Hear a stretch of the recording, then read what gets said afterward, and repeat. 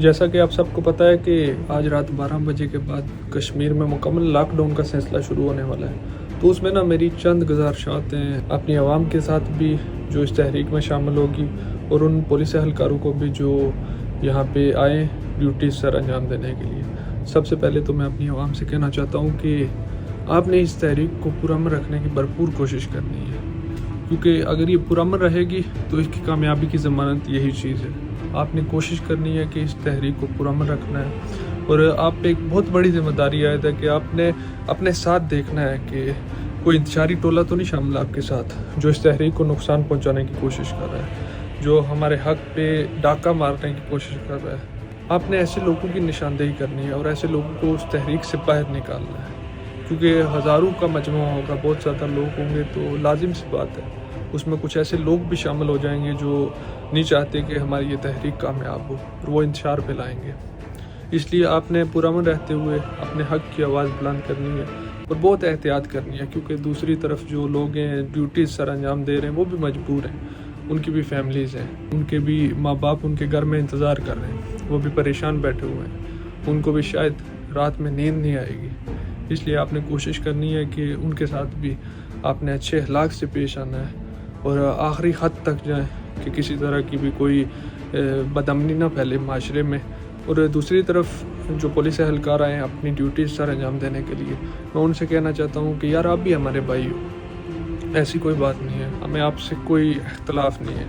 ہمیں پتہ ہے کہ آپ بھی مجبور ہو، آپ ڈیوٹیز کے ہاتھوں مجبور ہو،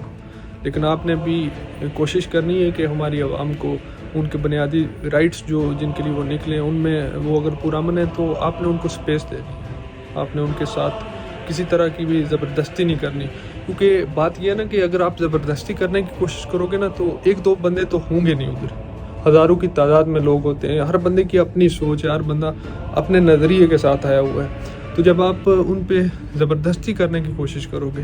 تو وہ رد عمل آئے گا، تو وہ رد عمل کچھ اچھا نہیں ہوگا، وہ اچھے کی ایکسپیکٹ آپ نہیں کر سکتے۔ اس لیے آپ بھی کوشش کریں کہ لوگ اپنے بنیادی حق کے لیے نکلیں، جتنا کمپرومائز آپ ان کے ساتھ کر سکتے ہیں آپ کمپرومائز کریں، اور لاسٹ میں دونوں طرف یہی کہنا چاہوں گا کہ یار دونوں طرف انسان ہے، دونوں طرف فیلنگز ہیں، دونوں طرف ان کی فیملیز ہیں۔ آپ نے اس تحریک کو پرامن لے کے چلنا ہے، اور پولیس والوں آپ نے بھی اس کو پرامن رہنے دینا ہے، آپ نے بھی کسی طرح کی کوئی چھیڑخانی نہیں کرنی لوگوں کے ساتھ، کیونکہ ایٹ دی اینڈ یہ تحریک بھی ختم ہو جائے گی، حالات نارمل ہو جائیں گے، لیکن یہ زمین یاد رکھے گی کہ ہم اپنے حق کے لیے نکلے تھے، ہم امن چاہتے تھے، ہم چاہتے تھے کہ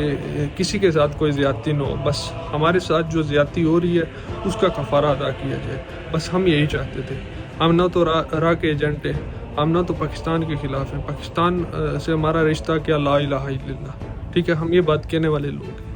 لیکن جب آپ ہمارے حق کو، جب جس رائٹس کے لیے ہم نکلیں، آپ اس کو ایک غلط ڈائریکشن میں لے کے جانے کی کوشش کرو گے، آپ کہو گے کہ ہم غدار ہیں، جب آپ کہو گے کہ ہم پاکستان کے خلاف ہیں تو پھر رد عمل آئے گا، اور وہ بہت برا ہوتا ہے، کیونکہ عوام کا رد عمل آپ نے دیکھا ہے ریسنٹلی، پوری دنیا میں آپ نے یہ چیزیں دیکھی ہیں کہ عوام اصل طاقت جو ہے وہ عوام ہوتی ہے۔ اس لیے عوام کے ساتھ اچھے طریقے سے پیش آنا ہے، تو ہماری عوام باشعور عوام ہے، وہ آپ کے ساتھ کسی طرح کی بھی کوئی بھی زیادتی نہیں کرے گی، یہ ہمارا دعویٰ ہے آپ کے ساتھ، لیکن بات یہ ہے کہ آپ نے پہل نہیں کرنی، وہ نہیں کریں گے آپ کے ساتھ ایسا کچھ۔ اس تحریک کو پرامن رہنے دینا ہے۔